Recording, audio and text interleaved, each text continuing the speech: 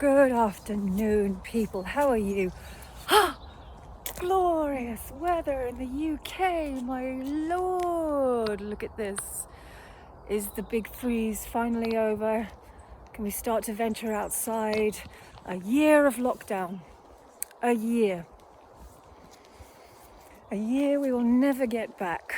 Those poor university students that spend the first year of the rest of their life not having that experience, older people being alone, some coming up to the last few years of their life, could have been handled very, very differently, methinks. But here we are. What's done is done. I think we should all take a year off our age. I feel that that's only appropriate. I thought I'd come on and just doing a walkie-talkie because it's interesting. The video I made yesterday, people gave me loads of information as to what they thought was actually happening. So thank you everyone who did that.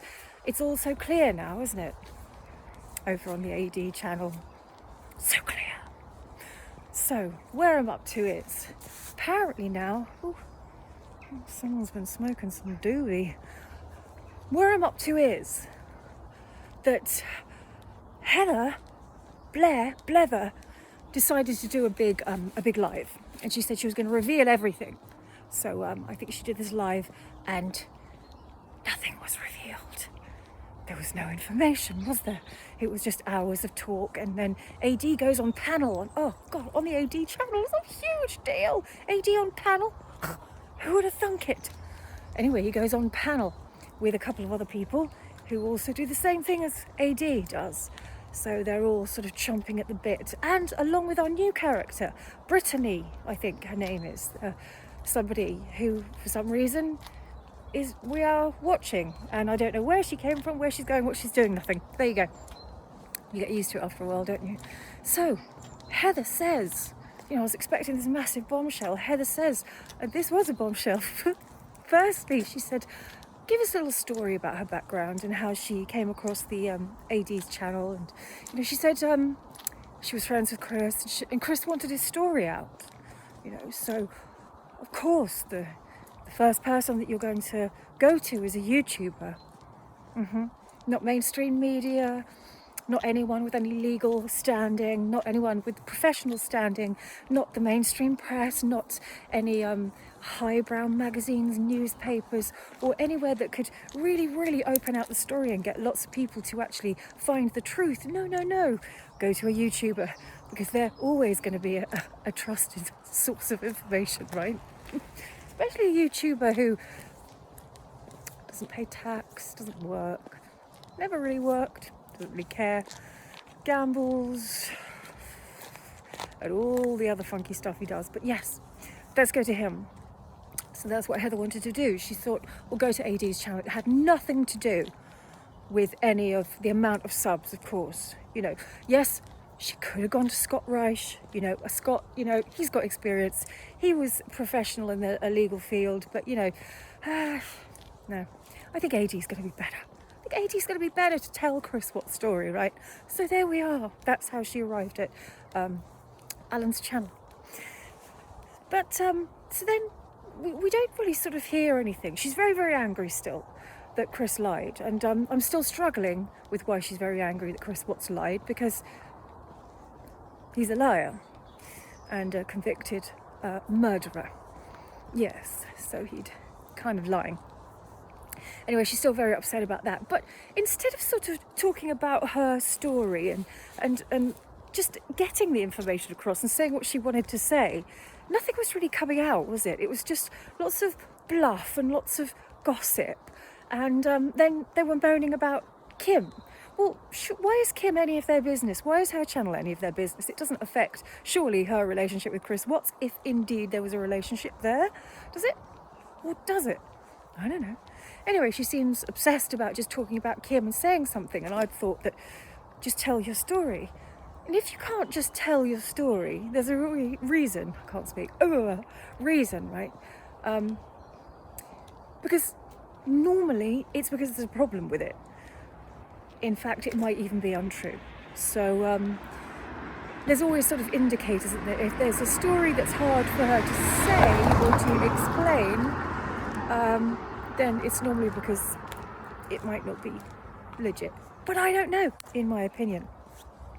Anyway, so they were just talking about Kim all the time, and then Heather came on and showed a couple of screenshots of things like her phone screen with the prison on it that had FaceTime on it or something like that, and then Voices Behind the Wall, who asks a lot of questions, asked her, well, why is that on there? Why is FaceTime? You won't be able to FaceTime in prison, blah, blah, blah. And Heather couldn't explain anything. She said, well, she wanted to explain everything, right? That's what the live was about. She couldn't explain that. I don't know. I don't actually understand how that is. But anyway, so it's all went on like this. And of course, Alan appears. And Alan, at the same time, I think that panel is going to his channel too, so he has to be heard. He's not being heard apparently on his channel, so he gets really, really pissed off. And then of course everything has to stop because it's all about Alan. And he has to go off and come on again. It's all, Christ, if they can't hear me, if people can't hear me, then we may as well give up because, I'm the epicentre, won't I? So he disappears, comes on. Yeah, I'm back, everyone. I'm back. And they were just in the middle of quite an important thing, apparently. And Alan comes back. Yeah, I'm back again. And of course, everyone has to stop and say, oh, Alan's back. Well done.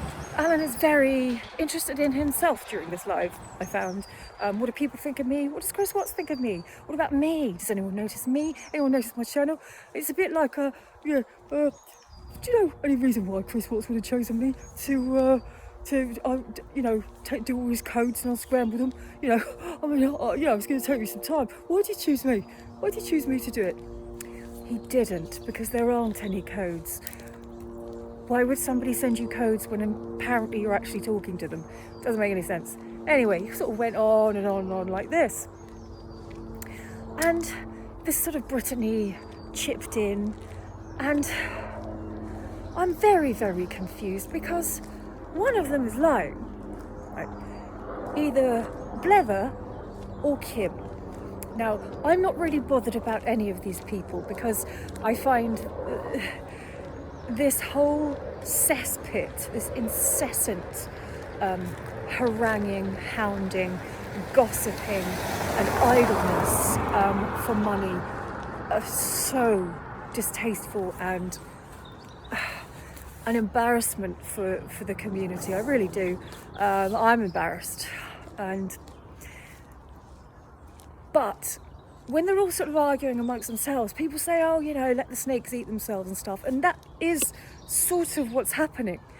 They're all turning in on themselves because when you just behave like a snake, you're going to be meeting other snakes, right? Because you kind of paved the way. So you've got to expect that you're going to get bitten eventually. So they're all sort of slithering around in this cesspool, but to try and decipher some of that slithering around is interesting. So one of them is lying, right? Both of these people can't be right because they're both saying completely different things. And isn't that terrifying that one of them is lying? They've both done a lot of content about Chris Watts. Done all these details, these letters that they've spoken to him today, that they've done this and they've done that. They've had really close relationships with him, and he said this and he said that, and they trusted, and it's been a long-term thing and all this kind of stuff. Just imagine that one of those is completely making that up. How terrifying is that? This is a person out in the world and has made up this narrative and is still pressing forwards that this narrative is true, when it very probably isn't, because they both can't be right. Be interesting to get them both on panel together, wouldn't it? So here's where we're at. That in fact nothing was said, nothing was proven. We're still in the same sort of cesspool of nothingness with this lot. And then on the side, we see that Chrissy, yeah, my love, has married a bodyguard. So he must have been bodyguarding her pretty tight, isn't he? So all this stuff with Dylan, apparently she didn't have any contact with Chris Watts at all. Now, no contact at all. So all of that was made up. And I wonder, what else was made up, Chrissy? You know, so she was engaged to this person who was in prison, and now she's married to somebody else and run off with the man. It's all just a mess, isn't it? It's chaos. It's just lack of moral compass after lack of moral compass. That none of them care about anything or anyone and just do exactly as they like. And of course, they trip each other up because they don't care. So all their actions are now sort of imploding. So this Chrissy, I don't know what she's doing. And it makes me think, you know, the attack that she had, which of course Alan said, yeah, it's a 12's fault. I don't know what that was about. She said she was almost raped. So when people come on and say that they had a broken arm that kind of magically healed when she was doing her hairography, and that there's no record of her in a hospital, there's no record of the attack anywhere, and she's got 5 bodyguards in her house. There's something very fishy there, right? It's not true. And that really gets me, because when people make up or exaggerate or pretend or are devious in terms of any kind of sexual attack, that really gets me, because there are so many women, so many men, so many people who are victims of it. When someone messes around with that term, messes around with the thought of that, it makes me angry. And I looked at her and I thought, I feel so let down by another woman. You know, she's letting all women down with that kind of behaviour. And I feel it's sort of in a sense with all of them, that they just let everyone else in the world down. People who don't pay their tax let everyone else in the world down, or in the country down. People who aren't responsible for themselves, people who go out and purposefully hurt other people, or purposefully talk about rumours, or know that they're not doing the right thing but still continue anyway, even though they know that they're causing personal harm to someone else. It just reflects so badly on everyone else and the human race, you know. That sounds really dramatic. That was a bit over dramatic. I might just take that back, put it back in, and think about another way of saying it.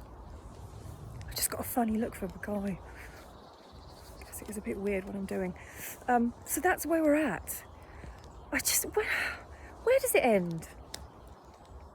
You know, and then on the panel they all say, oh yeah, you know, there's so much gossip. Why do people gossip? God, I'm so sick of this case. Why can't we all just move on? When they're creating the gossip, they're the one doing it. It is just hilarious, because no one's forcing them to make a channel. No one's forcing them to talk about the case. No one's forcing them to do anything. But, you know, now there's this sort of narrative of it's his job. You know, it's his job. He's got to do it. He's got to get justice. You know, and he has these different sort of phrases, doesn't he? You know, he's got his, stick that in your pipe and smoke it. Yeah. He's got the write it down stage. To write it down. Yeah, we had to write it down. Write it down. We had the 12 stage. We had the Justice for Shanann, #Justice for Shanann stage. We've had so many different stages with him, and it's been like 3 years now. The only reason he's doing it is for money. That's it. If he was talking to Chris Watts, he'd know everything. But he wasn't, and he doesn't. And people are still, newbies are going over there. I think lots of other people have sort of seen the light, but for once I would just love, not the sob story that happens like once a month, the oh yeah, I've got depression, I've got this, I've got high blood pressure, I've got the rest of the world stops, I've got high blood pressure, I've got to do this, everyone stop and listen to me, please. Or, you know, the sad music and the sob stories, and there's a lot of that on here. There's a lot of I've struggled through this and I've got that, and now I came from this and that and the other. And you don't see, when you go over to Scott Reich's channel or something like that, you don't see that.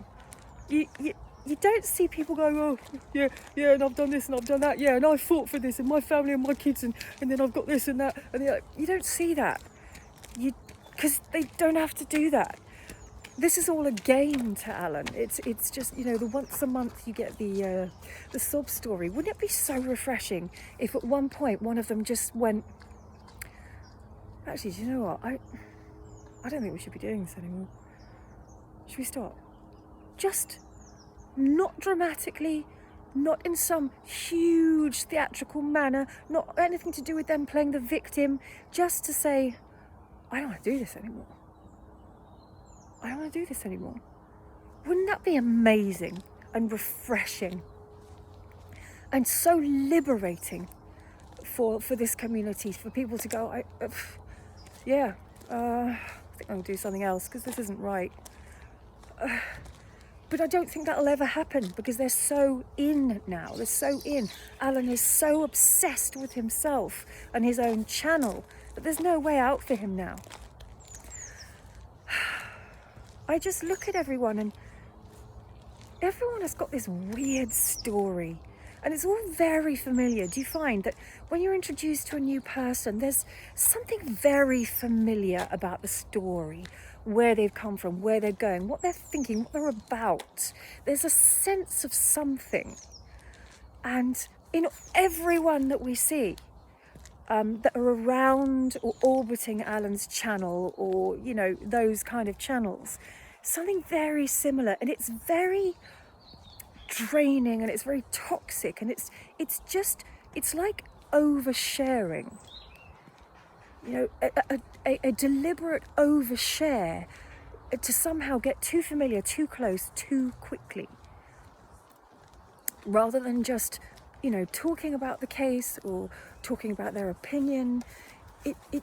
It's almost like you've made a friend that really is just pushing you too quickly, too far. That's how I kind of see Alan's channel. It's too much. And so at first you're like, oh yeah, and then you kind of, because it won't go away, and it's too much. And now it's got so eggy, it's like proper flambe, isn't it? It's an actual flambe, his channel now. There's flames of fire happening over there because it's gone beyond the cheese now, hasn't it? It's gone beyond the cheese, beyond the ham, and it's just gone into like a burning egg now, a burnt egg smell. And I just wonder how long, where's he going to go next? Where is he going to go next? So all these people run off and do this and do that, and ducking and diving and slithering and moving around, and just, no one is constant. There's nothing constant there. It's all changing, new people, all this kind of stuff. I mean, who is this Britney girl? Why are we watching her? So what's going to happen now? And what's Heather going to do? What's Kim going to do? Who's telling the truth? Who's not telling the truth? Does anyone really care? I care about everyone's happiness, really. Not happiness so much as just being content in your life. And I really care that people who have suffered great tragedy in their lives, genuinely good people, graceful people, gracious people, are also allowed a bit of that contentment and happiness in their life. We all deserve it, even Alan, for God's sake. We all deserve to live free from abuse, bullying, stories, lying, intrusion into our lives. But he won't stop intruding into their lives, into their real lives. And where does it stop? Where does it end? They don't answer, it's problematic. They do answer, it's problematic. And people... And now, in a way, we've got to be really careful, us smaller channels, because if we do lives or streaming and we're gossiping, and we're all, I'm sure guilty of it, and we start talking about the Ruseks in the chat and their lives and what they said to us or what we've seen or observed, and then relaying that in a chat. Remember, the world can see this. This is YouTube. It's not just it's vast, and yes, and we're a tiny community, but you're putting it out there, you're talking about someone's life.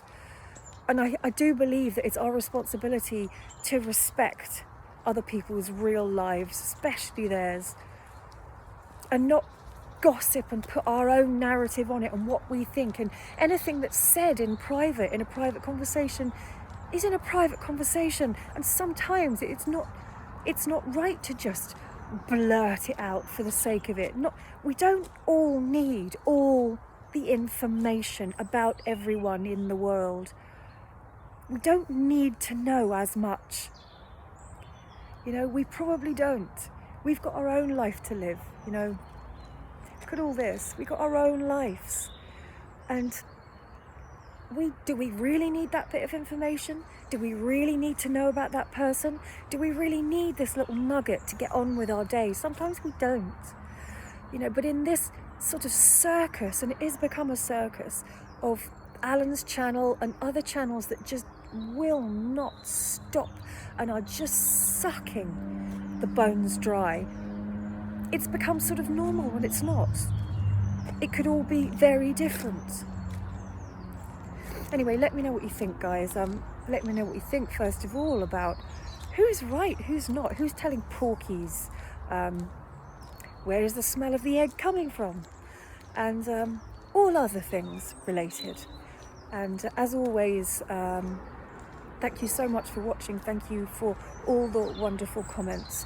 It really does balance out all the negative trolling and all the awful things people say about me because they don't know me. I keep my private life private, so people feel that they can fill in the blanks.